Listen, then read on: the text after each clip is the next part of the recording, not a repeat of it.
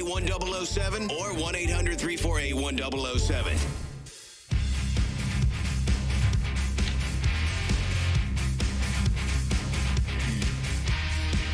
People are texting me they're getting fired stories.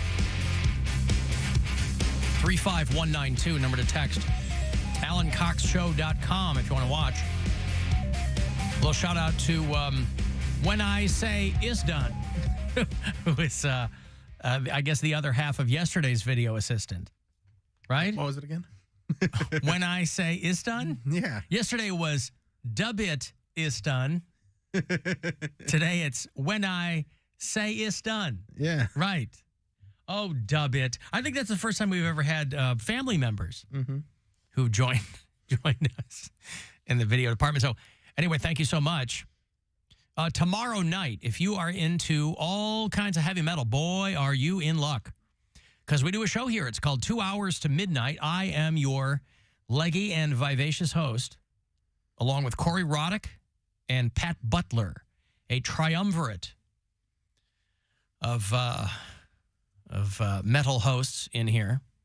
And we just play heavy metal for you on Saturday nights. It's a lot of fun. So if there's something you want to hear, you can always email 2htm@wmms.com. Play some local music tomorrow night. Play some brand new metal. Play some old thrash classics. We dip in some real wild cards in there, too. So that's always a lot of fun. And then Sunday morning, it's the Weekend Cox. Hey. Bill and Poundcake are your hosts. And that is 2 hours of the best stuff from the week. And it starts at 8 a.m. sharp on Sunday mornings. So if you're up really early or just getting home, you can listen to the Weekend Cox. Do we have Mary? Yeah, we do have Mary. All right. Yep. I know the video is a little bit, but... This video is so annoying. I know it is. I have Because to of the delay? disconnect, not even a delay. I have to disconnect my laptop from my phone from the Wi-Fi every time I rejoin a segment. Oh, that's So I'm disconnecting and reconnecting to the Wi-Fi every 30 minutes. Yeah. That's why it's taking so long. But there was some corporate VPN issues, and Oh, is that true? it didn't affect our show, but we did lose Bloom Daddy over there at TAM. Is everybody going to be okay? I mean, it just happened, so we're still processing these emotions. I don't really want to speak on it, but I think we'll be all right. All right, well, if we're not going to be, let me know. Because, Bloom Daddy is, he's a nice guy. He's our boy. I want to make sure that He is a nice guy. Yeah, he is. The people who want to hear him can hear him. I'm sure they'll figure it out. He'll be back. Bloom Daddy will be back. He'll rise from the ashes. All right. I mean, don't get me wrong. I want all of my competition to be off the air. Just because we're in the same building. Back in the day, your competition was another radio station up the street. It was warfare. Now, you got all your competitions in-house. Y'all got to play nice. Right. That's why But I want every other afternoon show in this town to drop dead. every chance I get, I go and just spit on Jeremiah's keyboard. Yeah, but he likes that. That's depends on what I had for lunch. If I would have had a tuna and Swiss like you, he would have been really upset. That's true. Yeah, it would be a lot easier if they were all dicks, but a lot of them are nice people. Leanne Summers is very nice, and, she's foxy, too. Oh, pardon me. Let me get some of these texts here. Alan, years ago when I was still managing coffee shops, there was one where I accidentally found out that my store was closing weeks before I was supposed to be notified. Somebody had accidentally CC'd me on a store shutdown checklist. So I had to go to work every day and face my staff and act like nothing was wrong. Worst few weeks of my life. Yeah, it would suck too. You don't whistle blow? Even if they come to you and go, you cannot say anything. I had a situation like that. I was working at a toy store, and I was dating this girl at the time. I had just graduated high school, and her mom worked at the mall, in the front offices of the mall. And she's like, hey, just so you know, that store that you work at is closing. it's going to become a Fox 8 affiliate or like a Fox 8 remote studio. Really? At Summit From Mall. a toy store to a TV studio. Yeah, it was a very strange thing to do, but I knew before everybody else knew, and so I just kind of let the dude because he was a cool guy that I worked with. I was like, hey, man, just so you know, they're going to fire all of us, so I'm going to quit now. Oh, you told him? Yeah, and I was like, if, wouldn't be surprised if you also quit now. Yeah, I guess there's no reason not to do that. Right, the store's closing. Yeah, I know. Especially if it's a huge corporate store. Yeah. Screw you, man. I'm telling all my friends to get out. I know. It was a store that was owned by Walden Books, so they're fine. I guess. I'm such a by-the-book dude. Which was owned by Borders. They weren't fine. They just ended up going out of business. This is 2000. So your store was the last domino to fall, is what you're saying. No, this is in 2001? Yeah. 2000? No, this is in 2000. So this is when Borders was at its peak. Right. Alan, I was a software developer for 30 years and finally went into management, and I only lasted a couple of years because I couldn't handle firing people. I was fired from a job of 6 years this past January. They said they were taking my department in a different direction, and I wasn't a part of it. Yeah, that's the explanation in this business. We're going in a different direction, especially in creative businesses. We're going in a different direction. Away from me. Right. Yeah. Tell me what the direction What's is. the direction? It's away from whatever direction you're going in. I'm in HR, and I've always wanted to fire someone with a cake that says, "Congrats, you're fired." My mother-in-law, before she retired, was the head of HR for a college in Michigan. Oh, my God, he admitted. And, the people in HR know everything. They know where all the bodies are buried. When those people decide to retire, they're so, well taken care of and all this stuff because they know everything. They know people's files. They know what trouble people have gotten into. They know the head of HR in an organization is the most powerful person in that organization. Is that why we don't have one? No, we do. They're just not in-house, right? Years ago at Oak Tree, we had HR in-house. We haven't had that for a long time. Somebody in-house. Now it's all, it's corporate HR. Why are they going to have HR people at all that I kind of get. Most companies, I think big ones, don't necessarily have somebody in-house doing HR. It's just people constantly complaining to them. They want them to shoot it up the flagpole anyway. Because a lot of those HR people were like, well, I gotta send this off to so-and-so. They're like, why do we have you there then? Send it up to a corporate person. Hey, Braun, I got good news and bad news. And they're both the same. You're fired. Costanza, you won the water pick. You're not going to give away that water pick. You want to bet? Serenity now. Serenity. Yeah, that's when Costanza fired Lloyd Braun from selling computers. I got good news and bad news. I got good news and bad news, and they're both the same. Hey, Braun, I got good news and bad news. And they're both the same. You're fired. Yeah, you're fired. They're both the same. People asking me the email for 2 hours to midnight, our metal show. It is 2, the number 2, HTM at WMMS.com. Alan Bloomdaddy didn't win that Cleveland Scene Best Radio Show. There are none who can stand against you now. Somebody told me that Rizzo Mensch was talking about Cody over there for the Best Sports Talker thing, but I couldn't find it. I went through today's show through their podcast, and I couldn't find it. So maybe Was it today? Well, one person texted me and said, hey, he was talking about him today. And I might have skipped over it. I don't know. But I wanted to hear what they said. But I'm not going to spend a lot of time, spend any more time digging through it. But anyway, I mean, when they first announced it was Goldhammer who seemed to have a problem with it, Tony Rizzo seemed to be pretty magnanimous about it. I think you got the bit. Yes, that's right. Our HR is like a revolving door, somebody says. People must hate being grim reapers. Yeah, I guess. After 12 and a half years at my job, they had us all dressed nicely because company was coming the next day.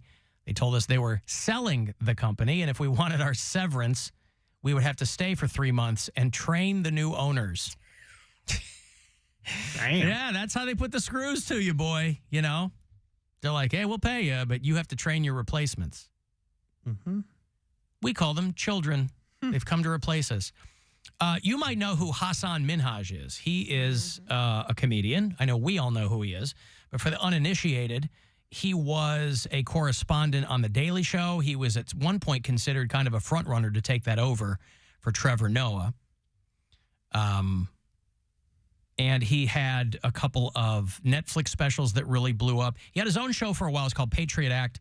And he would really kind of do these deep dives into kind of news and his perspective from being a Muslim American. Indian American. Or, yeah.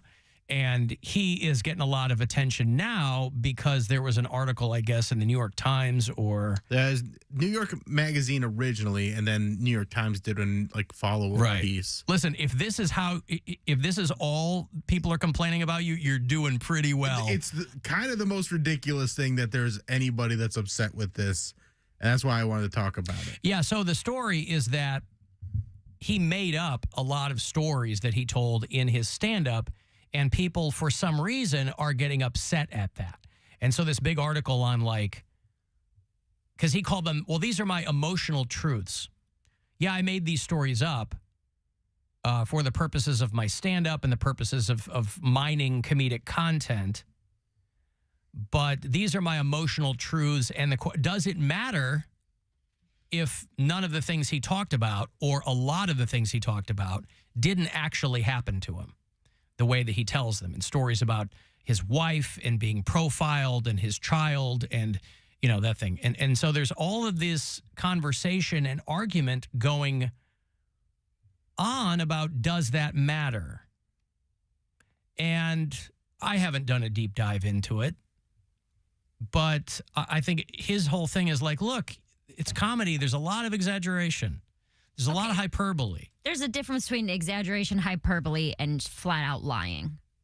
Completely fabricating an entire story. I don't like this at all. Well, here's my thing. Well, but each story that he was talking about, there is something that happened to him that inspired him, and then he expanded on it. It was like a jumping off point. Yeah, it was like a jumping off point. Okay, his one closer from his Netflix special is about him getting dragged out of his house by the FBI or some kind of a government agency, and none of that is true. That's my thought. I think that material is material, right? People would go see a comic and they assume that these are little nuggets they've made up or they're exaggerations, and there's a little twist at the end maybe. But I think that even in comedy, people have an expectation that anecdotes aren't manufactured. At least not fully. Fully, right. You might make up the punchline, but the story is true, but you have to tweak the end so it's, funny or whatever. Yeah, a lot of things in regular life aren't funny. And he even kind of copped to that. He's like, my day-to-day life is not funny. Most people's lives aren't funny. So you have to exaggerate them. But again, to me, it's like, A, what is the nature of exaggeration? Like, what are the limits of exaggeration? And also, does it really matter? Are people going to care? And it's like, if you were going to a show and you heard a guy telling a lot of personal stories that were comedic in nature, but then you found out he made them up. Is that any different than just writing regular material? Yes. People seem to think that it is. I'm not quite sure. I don't know where I am on that, because to me, it's all material.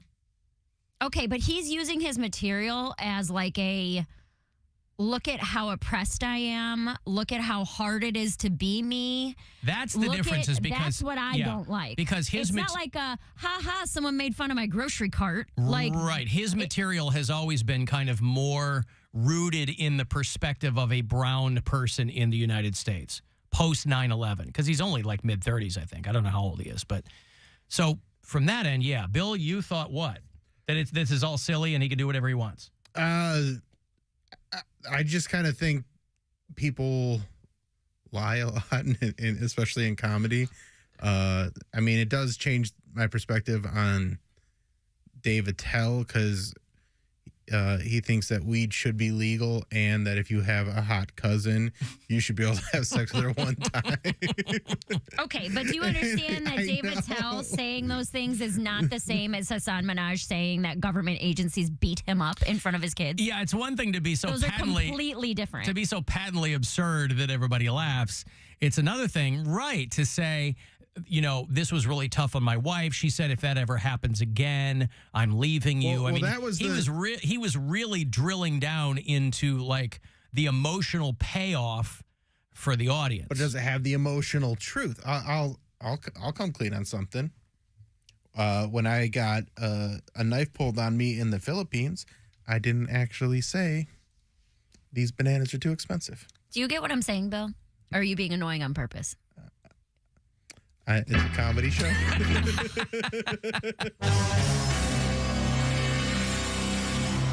But the emotional truth is you were upset that those bananas were overpriced. No, the emotional truth was I was terrified. But I did disarm the guy. That's the real part of the story is I was able to rip the knife away from the guy. I guess my only thing is anytime I've seen his stand-up, it seemed more intent on making a point than being funny. Right. So and so if that's your wheelhouse, then it is weird if you've made things up. It might, yeah. I think in those cases, it actually is more important to be honest. And I do agree with you, Mary. When you're trying to, like Dave Chappelle saying, "I saw a baby selling crack," and then the baby yelling at me saying, "I got kids," like that. We all know that's so absurd, and you know he's making something up there. When Hasan Minhaj says his daughter had to go to the hospital because he thought she may have ingested anthrax, that's manipulative in a different way. He had said, I mean, listen, we've talked about this too. All comedy is trying to manipulate. He's trying to get you to laugh. Mm-hmm. But this is a different string he's pulling at. He told a story about he got an envelope sent to his house. It had white powder. They were worried it was anthrax, blah, blah, blah. And his wife freaked out. They had to take the daughter to the hospital. He's like, that didn't happen. That pisses me off. That makes me really mad.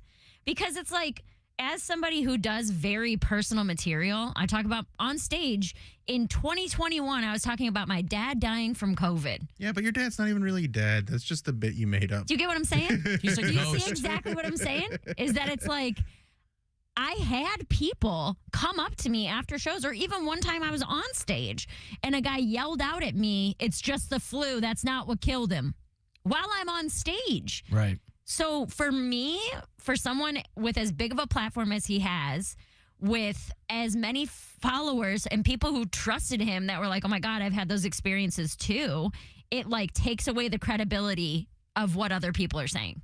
It makes people think that everyone's lying. Well, and that sucks. It definitely doesn't help.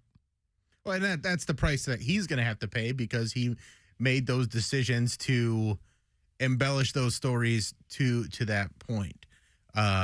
Whereas I think there's, and that's the road you go down when you're doing comedy like he does, where it's not just about being funny, but he's trying to drive home. You're trying to make a certain point. Points. Yeah. Yeah, it's pretty wild, though. I mean, I just remember an interview that I heard with Jerry Seinfeld 100 years ago. You know, I think it was even before he had the TV show. He was just a touring comic doing theaters or whatever.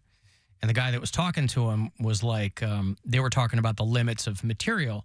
And he said, well, for instance, I would never do a joke. And this is a completely different kind of vibe. But for him, he was like, for observational stuff, he goes, I would never do a joke about my mom having one leg shorter than the other leg just to come up with some silly thing. Because he goes, because it's not true or real.